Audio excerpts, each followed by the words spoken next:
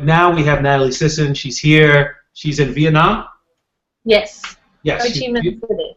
Ho Chi Minh City. She's in Vietnam, and she is jet lagged, but she's here with you. So, and we have Max who has questions. So go, Max, because I'm sure other people have the same questions.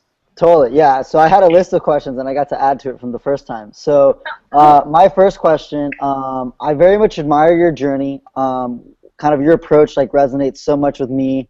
So my kind of thing is, modern exploration. So the fact that you're all about adventure and business to be of service is awesome. So my question is, what got you first onto this journey of your body of work that you're doing now?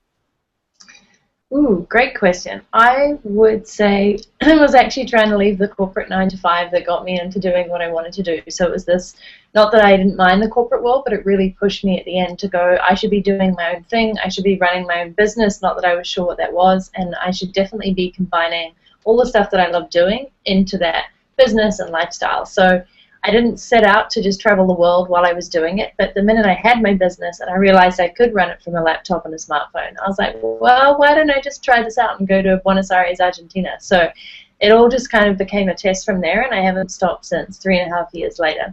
So it's been 3.5 years for you doing this. 3.5 years living out of a suitcase, running the business and traveling the world, yes. Awesome. Yeah. Well, thank you for that. So now that I kind of got a little more specific, so next question, how do you focus, on building a business while you're doing nomadic living? Like I spoke with I think a mutual friend of ours, Mike Krostowski, earlier today. I'm on a 10-week tour right now, on a 10-week national tour in America. Mine's through work, through my current job, JOB, whatever. But it's an awesome opportunity. I'm wanting to build my business on the side.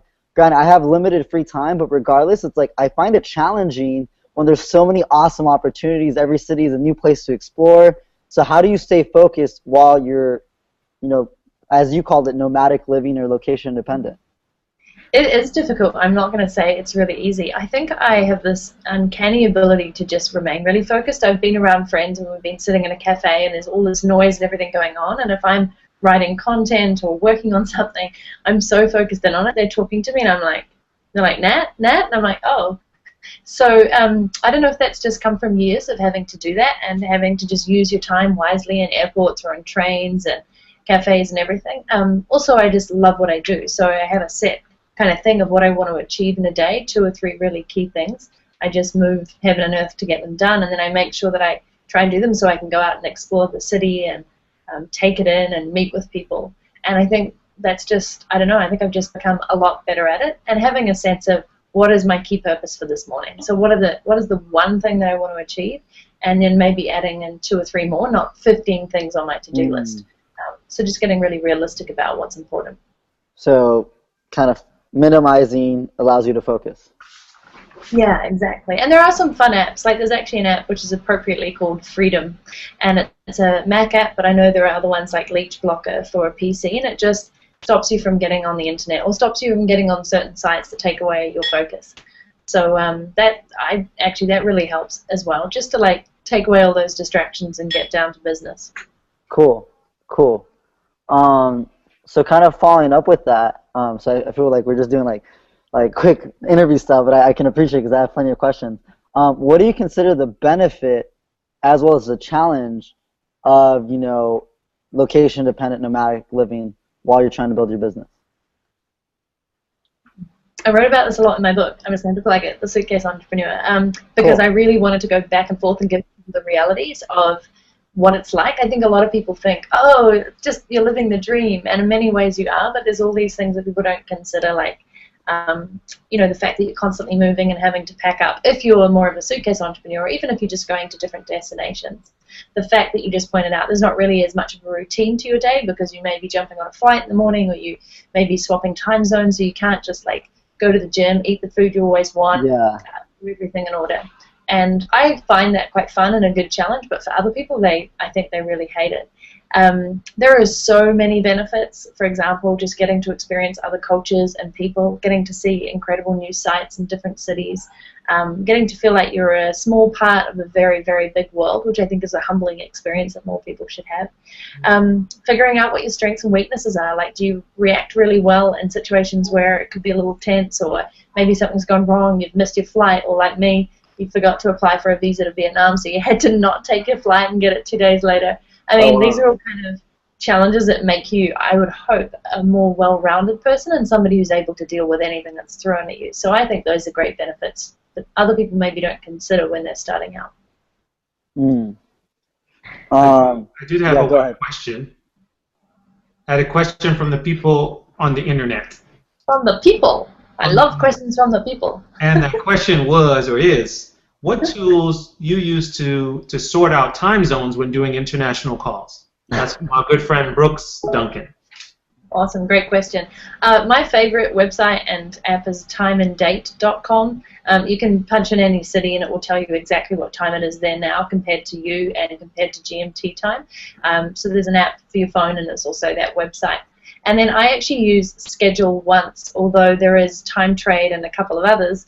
Mike, I can't remember which one you mentioned or you use, but they basically work out the time zones for you. So you'll say, here's my calendar in this time zone, and it will show them what's available in their time zone. So I think that's pretty handy for sorting out that discrepancy. It doesn't always work, and when you're shifting time zones all the time like me, it's just having to be a little organized and like block out times when you first land and make sure you're switching over time zones and working in with those kind of calendars. But yeah, I'd say Time and Date and one of those scheduling calendars, Time Trade or Schedule Once, work really well.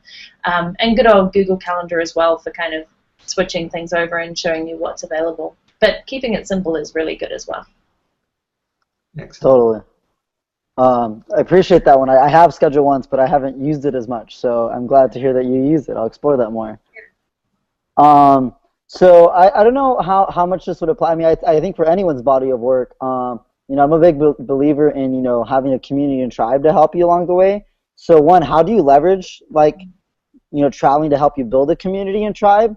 And also, how do you overcome the challenge of not being there to, like, continue to curate it in person, as, you know, most people do through, like, holding live events or doing meetings in person and whatnot?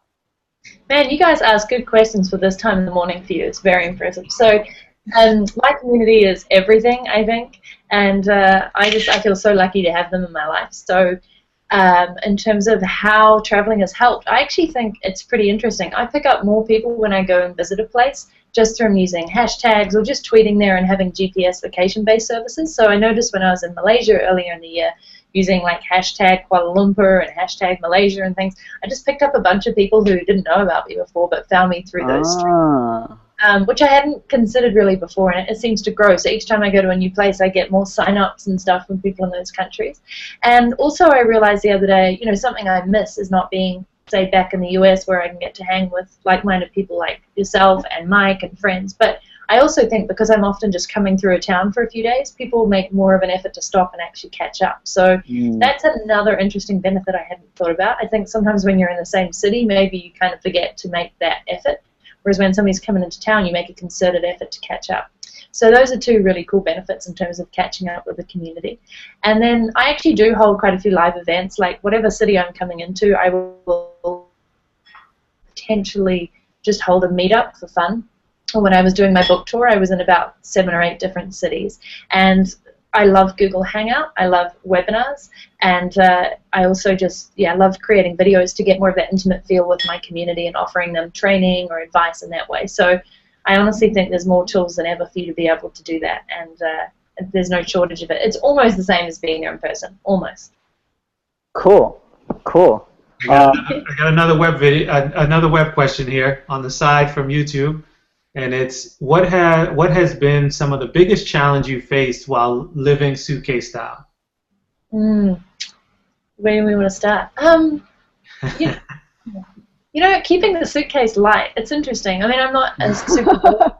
I only have one pair of girly shoes, but every single time I leave a place, I tend to leave a little piece of Natalie for my friends, and they can all vouch for this. I'll go, hey, here, have these books, or maybe you'd like to hold on to this rain jacket for me because wherever I'm going, I don't need it. So I think it's just that constant refinement of trying to skinny things down and keeping it really lightweight and really focusing on what you honestly need in your suitcase. I mean, it's really freeing to just be able to pick up and take it away with you, but at the same time, it's like a constant management and process, and I hate it when I gather too much stuff.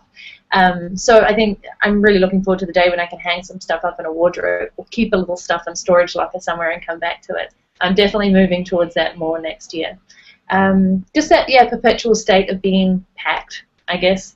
But it's also something that I'm really used to, and I think I do really well. So it's something that's a trade-off for the life that I get to live. Thank you. Cool. Go ahead, Max. Yeah. So I was gonna say, if I'm able to, Mike, you can say if it's cool. Could I share more about where I'm at and maybe like ask specific questions about the business I'm trying to build? Go for it. You're here, and other people are not. Cool. Awesome. All right, Natalie. So initially, I had a program, Life to the Max. Right now, I'm doing an 8-month coaching program. I just graduated college, slightly just like a year and a half ago. So Pam was a mentor of mine in college, and that's what kind of connected me to this whole world. Mike Krasowski's coached me. So I have a Life to the Max, the 8 Virtues of Abundant Living, this coaching program. It's like a monthly call. It's my first stab at really just going out there and really bringing something to life. Though I went on a vision quest, really gained some insights. Mike even helped me out with this. And my next thing that I'm going to really want to focus to build my community is my platform is going to be Modern Explorers. So my whole vision with it is that I feel all of life is an exploration.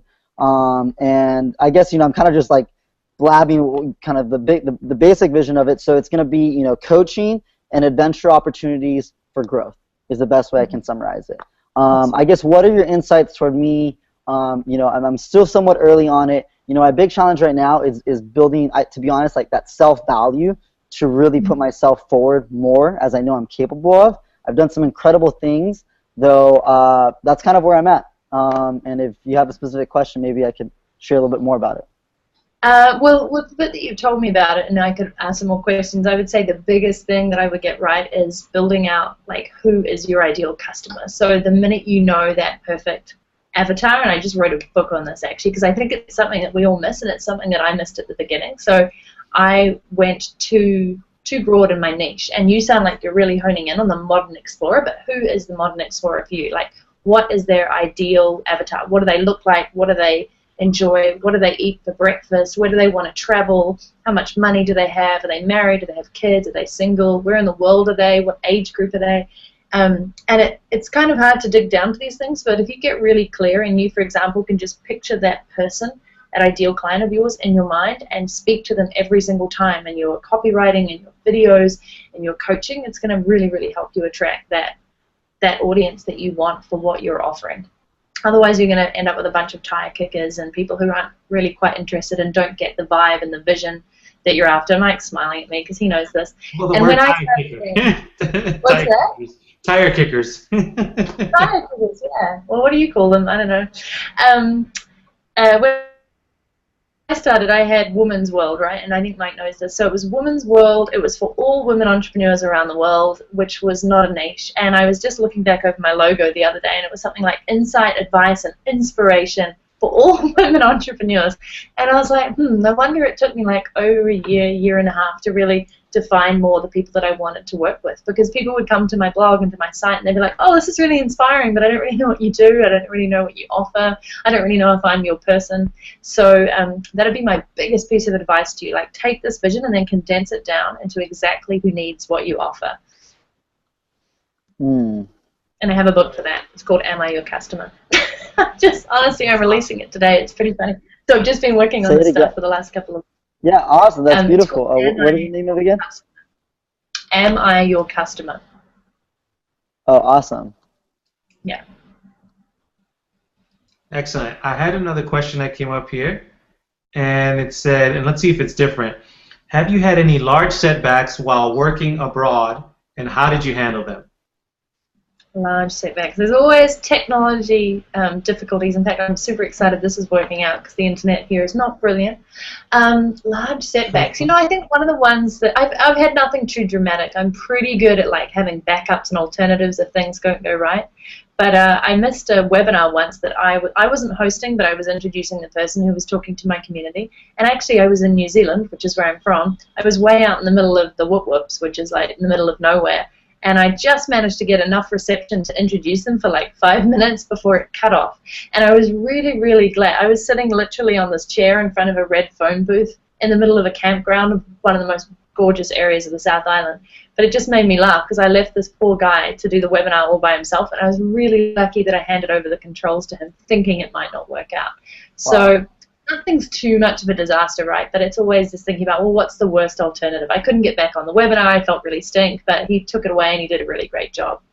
And even the other day, for example, it wasn't life or death when I forgot to actually apply for a visa. I can't believe how long I've been traveling, and I forgot to check into visa status for Vietnam, but it wasn't life-threatening. It didn't screw things over. I managed to stay in LA for a few more days and work on my business. I had to pay a bit more money to change my flight and get a visa, but it wasn't a terrible experience. It was a good learning lesson, and luckily I'd actually given myself 3 to 4 days to hit the ground, to not have any meetings and all those sorts of things. So it was kind of a smart idea, and had I not, I might have been trying to hit the ground and miss meetings while I was flying and some critical milestones. So I don't know. I've learned over the years that things aren't as serious as we think, and if you go offline for a few days, people don't really miss you or wonder where you are if you don't post to Instagram or something like that. So it's really just taking care of the critical things, your customers that you love, having things in place for your community, letting your friends and family know where you're at.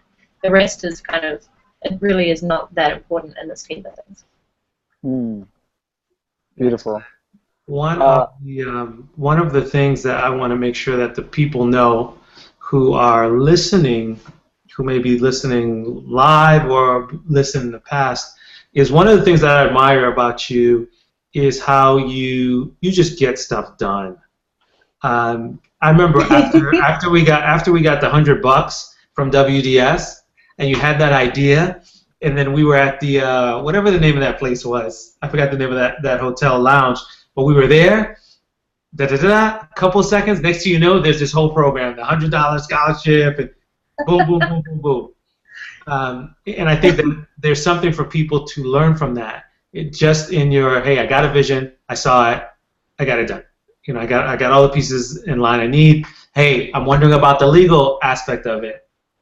Oh, I found someone who can help me in that. Boom, I'm gone. No, you found me somebody, and you put me in touch with Kyle, who's awesome. So now I've become a super friend. So well, Kyle was just on. We all just hung out with him. Yeah, he is super awesome. And I just hung out with him in San Diego and all around the world now. Thanks to you, Mike, for introducing me. But don't you think life is short, so we might as well get shit done? Am I allowed to swear on here? I mean, honestly, if you have an idea. You're not allowed to swear. It's too late. Oh, God damn it. That's bullshit. Life is short, so go and do it. If you have the inspiration, if you have the enthusiasm, run. You'll strike while the iron's hot. And we all know after WDS, World Domination Summit, everybody was inspired to do things, and I just used the inspiration that they'd given and my network to kind of bundle that into something that actually mattered. So, yeah. And that was 3 weeks of craziness. I'm still not sure how I pulled it off, but it got really well received, and it was totally worth it, and I loved every minute. So, love to hear that. On a more fun story, I was curious. It was inspiring to hear the New Zealand story. I love travel stories, so you obviously have so many. Can you just share just an awesome adventure that you've had? Maybe not business related, but just a cool experience you're grateful to have had. I would love to answer whatever that was or what you were saying, but you sounded like a robot, so I'm not sure if there was a question in that. I lost you. It's probably my end. Can you hear me? Yes, now I can. I was simply saying, what's a fun travel story or an adventure that you've had? Oh my goodness. I actually have to say that I think riding down Africa, as Mike pointed out earlier, last year was one of the biggest challenges of my life. But who kind of gets on a bicycle and rides from Nairobi to Cape Town? I was expecting a lot of adventures on that, and certainly did, like elephants crossing the road in front of you, which was just phenomenal and slightly scary and just majorly exhilarating. And just biking anywhere, I think, biking down a continent or through countries is such an interesting way of seeing the world. And we're always running so fast, we've got our mobiles and our phone, or we're jumping in a taxi, and cycling is this cathartic experience where you just have to take everything in, because you can go quite fast, but you can't go past stuff fast enough that you miss it. So I think it's a really beautiful way of keeping your eyes open and just taking everything in and really appreciating the world that we live in. And it certainly was pretty hands down amazing experience. My butt was constantly, but other than that, it was. Is there any parting words or anything you want to share with the people? Potentially what you're working on, or something you don't necessarily get the opportunity to talk about that you want to share. Definitely want to respect your time, your jet lag, but I want to give you that opportunity to talk about maybe something that, I don't know, for some reason it's with you, but you don't usually get to talk about it much. So great question. Yeah, I really like that. Do you know, it's funny, one thing I guess I don't get to share as much is I think people see me kind of gallivanting around the world and thinking, oh, it's all so grand and she's doing all this stuff, but I've really noticed a pattern in the last 3 to 4 months of how I travel, and I think part of that's come from the business and travel and the book launch, which went exceedingly well, but really, really took a lot of energy out. And it's that I'm quite happy to hang out in a hotel or an Airbnb or a cafe and not actually see that many people and not go out like Max and explore and do all this crazy stuff. It's almost like I did so much that in the first however many years of my life, and now I'm kind of getting to this point of travel where I just want to be at peace, where I just want to sort of consume the environment in a quiet way, not all the time, but just really respecting my time and my energy levels and not thinking that I have to take on the world in every place that I go. So I just want to put that out there because I think people sometimes think I'm just everywhere all the time and doing crazy stuff, but I'm actually just chilling here in Vietnam. So I think it's good for people to recognize their limits and also take time out to just re-energize themselves. Really, really important. Excellent, excellent. Well, we want to say thank you for taking the time and taking the time again to come back and be with us. Hopefully, you hold a special place in my heart. For those who don't know, Natalie was one of the first people who I met at WDS in the inaugural, not my favorite word to say, but the first WDS, and who kind of led me to this whole hashtags to handshake space, because we met online. Then I was at WDS and I heard Ambassador Bruni. I won't try the accent, but I heard Ambassador Bruni and I was like, who are you? And she's like, I'm Natalie Sisson, suitcase entrepreneur. I was like, oh! And that's where it started to click that, oh, if you meet people beforehand and you try and be helpful and then you meet them in person, it's a great thing. So I'm just forever grateful for you, and I'm so glad that we're able to have you here at this time. So go and get some rest now. I'm so grateful for you guys, and thanks for the excellent questions and having me to be a part of this. And I hope everybody donates and we hit the goal and we push through it. We smash it. Yeah. Woo! All right, have a good night. Awesome. Great catching up with you guys. All the best. All right, thanks, Max.